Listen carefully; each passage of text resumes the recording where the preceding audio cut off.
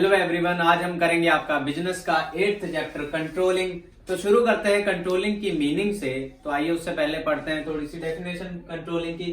Controlling function can be defined as comparison of actual performance with the planned performance and seeing if there is any difference or deviation, then finding the reason for such differences and taking corrective measures or actions to stop those reasons so that in future there is a match between actual and planned performance। अब controlling से हम यहाँ क्या समझेंगे? Controlling का मतलब किसी को काबू करना नहीं होता। बिजनेस में इसका थोड़ा अलग सेंस बनता है। तो पहले हम लेंगे दो चीजें, जैसे कि आपने इससे पहले पढ़ा होगा कि प्लानिंग होती क्या है। तो प्लानिंग क्या है? किसी भी चीज का सेटअप कर देना या पेपर पे लिख देना कि कोई चीज कैसा होगा और उसे कैसा करना है, वो है आपकी प्लानिंग। तो इससे अब हम समझेंगे कंट्रोलिंग क्या होता है। तो कंट्रोलिंग इससे रिलेटेड है। कंट्रोलिंग में यहाँ पहली चीज दी है डिफाइंड एज कंपैरिजन। कंट्रोलिंग में हम सबसे पहले क्या करते हैं? कंपैरिजन। किन दो चीजों का कंपैरिजन होगा? जब भी कंपैरिजन होता है तो वो दो चीजों के बीच में होता है। तो कंपैरिजन किन चीज में होगा? एक्चुअल परफॉर्मेंस और प्लान्ड परफॉर्मेंस। अब इसको हम समझेंगे एक छोटे से एग्जांपल से। जैसे हमने मान लीजिए आज आपका क्रिकेट गेम है, आपने प्लानिंग किया कि आपको टीम को पहले 20 ओवर में 180 रन बनाने हैं। तो ये होगी आपकी प्लान्ड परफॉर्मेंस। प्लान्ड परफॉर्मेंस क्या था कि आपको 180 रन बनाने हैं और आपका मैच चल रहा है और 20 ओवर होने के बाद आपका स्कोर है सिर्फ 160 रन। तो ये है आपका एक्चुअल परफॉर्मेंस। आपने प्लान क्या किया था कि आपने 20 ओवर में 180 रन बनाने हैं, लेकिन आपके बने कितने? सिर्फ 160। तो कंट्रोलिंग में हम इन दोनों में क्या करेंगे? कंपैरिजन। एक्चुअल प्लान और जो हमने परफॉर्मेंस प्लान किया था उसमें हम सबसे पहले करेंगे कंपैरिजन और देखेंगे कि अगर इसमें कोई फर्क आ रहा है, जैसा हमने सोचा था वैसा हो रहा है या नहीं, वो हम किससे पता करेंगे? कंपैरिजन से। तो कंपैरिजन करने के बाद कंट्रोलिंग में जो आपका अगला चीज आता है कि अगर आपने देखा कि आपके 20 ओवर में आपने प्लान किया था 180 रन बनाने हैं और बने कितने? 20 ओवर में 160 रन। अब ये जो 20 रनों का फासला आपका आ रहा है, ये क्यों आ रहा है? इसके पीछे का आप क्या ढूंढेंगे? रीजन। इसके पीछे क्या कारण है कि आपके प्लान्ड परफॉर्मेंस से एक्चुअल परफॉर्मेंस में फर्क रह गया। आपने 180 बनाने का सोचा था, बने 160। तो ये जो 20 रन का शॉर्टेज है ये क्यों आया? और आपको कारण पता करने के बाद पता लगा कि आपके बैट्समैन स्लो खेले, उन्होंने ज्यादा तेजी से नहीं बनाए। तो इसी हिसाब से अगर आप एक ऑर्गेनाइजेशन में देखें तो कंट्रोलिंग के हिसाब से क्या है? आपने एक दिन में 180 सोप बनाने थे, साबुन की टिक्कियां बनानी थी एक दिन में 180, लेकिन दिन के अंत में आपने सिर्फ कितनी बना पाए? 160। अब आपने प्लान क्या किया था? 180 साबुन की टिक्कियां बनानी है, लेकिन आप बना पाए 160। तो कंट्रोलिंग में मैनेजर क्या करेगा कि देखेगा कि जैसा हमने सोचा था वैसा क्यों नहीं हुआ, उसका फर्क क्या है। तो उसके बाद अब इसका कारण क्या रहा कि उतने 180 सोप की टिक्कियां क्यों नहीं बन पाई? क्यों? क्योंकि जो आपकी लेबर थी वो स्लो थी। क्या थी? Labour slow. अब ये फर्क जानने के बाद मैनेजर क्या करेगा? जब दोनों का फर्क उसके पास आएगा, मैनेजर क्या कहेगा लेबर से कि आप काम तेजी से कीजिए ताकि हमारा जो प्लान्ड आउटपुट था हमें मिल सके, ताकि अगले दिन 180 प्लान करें तो 180 ही उनके पास साबुन की टिक्कियां लास्ट में दिन में हो। तो कंट्रोलिंग का क्या मतलब है कि जो आपने एक्चुअल प्लान किया है, जो आपने सोचा है कि जैसा होना चाहिए और जो हो रहा है, उसके बीच का फर्क पता करना, और अगर उसमें कोई फर्क है तो उसका कारण ढूंढना। कारण ढूंढने के और कंट्रोलिंग यहीं पर खत्म नहीं होगी कि आपने कारण ढूंढ लिया, उस कारण को ढूंढने के बाद उसका सुझाव ढूंढना और फिर जो आपकी प्लान्ड परफॉर्मेंस है उसे अपनी एक्चुअल परफॉर्मेंस से मैच करना। तो यही है आपकी कंट्रोलिंग। मीनिंग करके अब देखते हैं नेचर ऑफ कंट्रोलिंग। तो पहला नेचर क्या है कंट्रोलिंग का? Controlling is a goal oriented function. अब गोल ओरिएंटेड फंक्शन से हम क्या समझते हैं? जब भी ऑर्गेनाइजेशन की बात आएगी तो उसमें दो चीजें हमेशा होंगी, ऑर्गेनाइजेशनल गोल या फिर ग्रुप गोल। अब इससे हम क्या समझते हैं? हर कोई ऑर्गेनाइजेशन, यहां बिजनेस की बात हो रही है ज्यादातर प्राइवेट सेंस में, और प्राइवेट बिजनेस जितने भी होते हैं उनका मेन मोटिव हमेशा यही रहता है। आपने कोई कंपनी खोली तो आपका मेन मोटिव भी यही रहेगा कि आप पैसा कमाएं। तो मेन मोटिव होता है पैसा कमाना, प्रॉफिट मैक्सिमाइजेशन। अब प्रॉफिट कैसे होगा किसी भी बिजनेस में? अब मान लीजिए बिजनेस है, कुछ प्रोडक्शन बनाने वाला है, उसका काम कोई चीज को प्रोड्यूस करना है, सोप, डिटर्जेंट या कुछ भी ले लीजिए।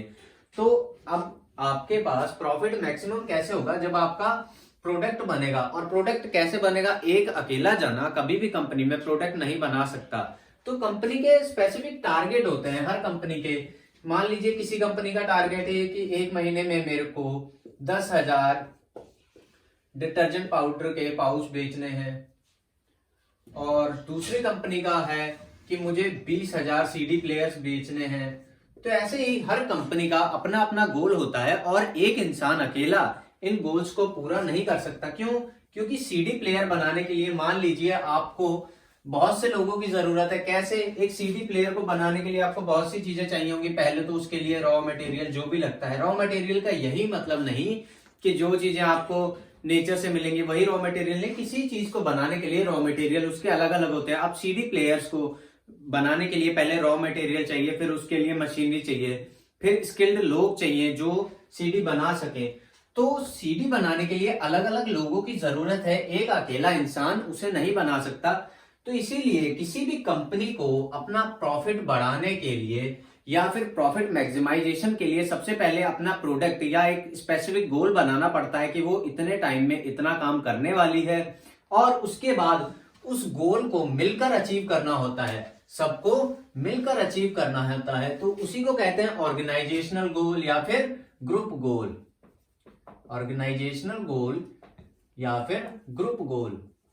इन्हें ऑर्गेनाइजेशनल या ग्रुप गोल इसीलिए कहते हैं क्योंकि ये जितने भी एम्प्लॉयज या फिर मैनेजर या ओनर जितने भी मिलकर एक बिजनेस में काम कर रहे हैं, एक कंपनी में काम कर रहे हैं, उन्हें मिलकर इसको पूरा करना है, इसलिए इन्हें ऑर्गेनाइजेशनल या ग्रुप गोल कहते हैं।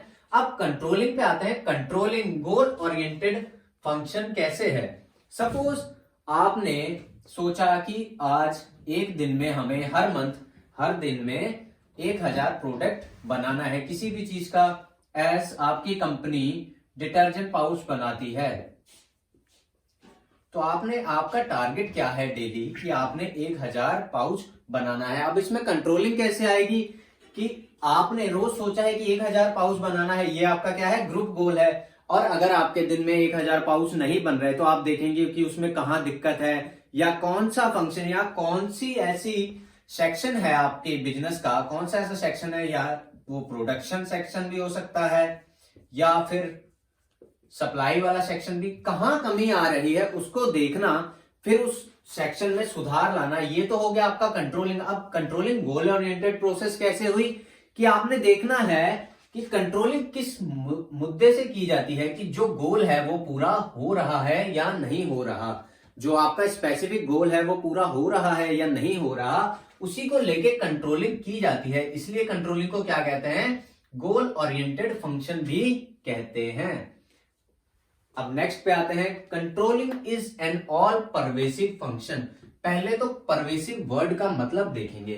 परवेसिव वर्ड का मतलब है कि हर जगह होना, उसका हर जगह होना। हमने पिछले चैप्टर्स में पढ़ा है कि ऑर्गेनाइजेशन, एक बिजनेस को या एक कंपनी को 3 हिस्सों में बांटा जाता है, जिनमें 3 तरह के लोग होते हैं। पहले जो टॉप लेवल पे काम करते हैं, दूसरे जो मिडिल लेवल पे काम करते हैं, और तीसरे जो लोअर लेवल पे काम करते हैं। अब एक कंपनी को चलाने के लिए इन तीनों टाइप के पर्सन का होना जरूरी है। अब इन तीनों के में से अगर एक भी नहीं होगा तो आपकी कंपनी नहीं चलेगी। तो परवेसिव का मतलब क्या है? परवेसिव मतलब हर जगह। परवेसिव का आपका मतलब हुआ हर जगह। अब कंट्रोलिंग फंक्शन की जरूरत हमें हर जगह है। टॉप लेवल में भी है, मिडिल लेवल में भी है और लोअर लेवल में भी है। इसलिए कंट्रोलिंग को क्या कहते हैं? All pervasive function. ये नहीं कि कंट्रोलिंग की जरूरत खाली लोअर लेवल में है और मिडिल और टॉप में उसकी जरूरत नहीं है। कंट्रोलिंग की जरूरत तीनों लेवल में है।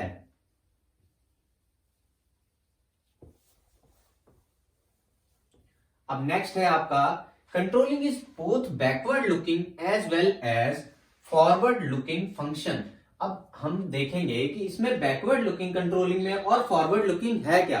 अब आपने अभी इसकी डेफिनेशन देखी थी जिसमें हमने दो चीजों की बात की थी, प्लान्ड परफॉर्मेंस और एंड एक्चुअल परफॉर्मेंस। हमने दो चीजों की बात की थी, प्लान्ड परफॉर्मेंस और एक्चुअल परफॉर्मेंस। कंट्रोलिंग में सबसे जरूरी ये दो चीजें हैं, प्लान्ड परफॉर्मेंस और एक्चुअल परफॉर्मेंस। हमने देखा था कि प्लान्ड परफॉर्मेंस क्या है, एक्चुअल परफॉर्मेंस क्या है। तो प्लान्ड परफॉर्मेंस क्या है, जब आपने कोई काम शुरू करना है, जब आपने कोई भी काम करना है, सपोज आपने सोचा कि मैंने एक ऐसी बिजनेस शुरू करना है या ऐसी इंडस्ट्री बनानी है जिसमें मैं सोप बनाऊंगा, साबुन बनाऊंगा, तो उसमें आपने पहले सबसे पहली चीज क्या प्लान की कि मैंने दिन में शुरुआत में इनिशियल 1 मंथ में, पहले शुरुआती 1 महीने में मैंने हर रोज दिन में 100 साबुन की टिक्कियां बनानी है। ये हो गई आपकी प्लान्ड परफॉर्मेंस। और जब आपने अपना बिजनेस या इंडस्ट्री शुरू की तो आपने देखा कि आप बहुत कोशिश करने के बाद भी आप दिन में खाली 80 ही सोप की टिक्कियां या साबुन की टिक्कियां बना पा रहे हैं।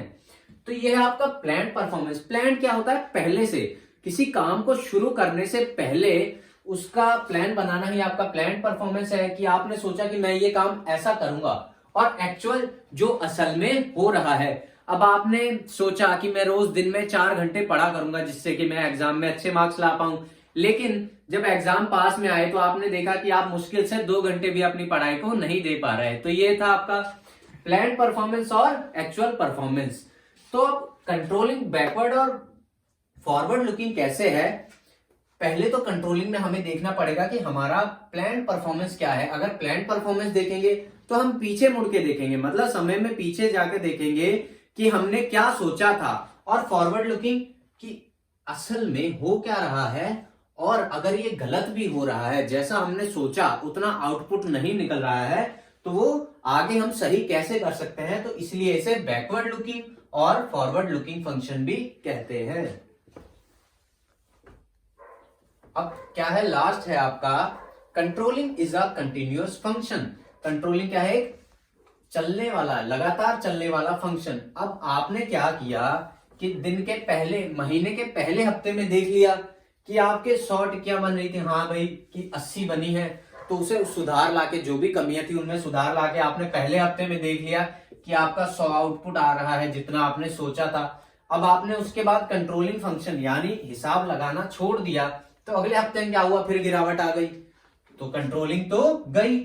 और अगर आप चाहते हैं कि जो जैसा आपने प्लान किया था वैसा चलता रहे, तो कंट्रोलिंग फंक्शन को हमें हमेशा जारी रखना पड़ेगा जब तक हमारी कंपनी चल रही है। इसलिए क्या है, controlling is a continuous process. Thank you guys, आज की वीडियो में इतना ही। बाकी बचा हुआ पोर्शन हम चैप्टर का करेंगे अगली वीडियो में कवर। Thank you. हमारे चैनल को कीजिए सब्सक्राइब और बेल आइकन को दबाना ना भूलें।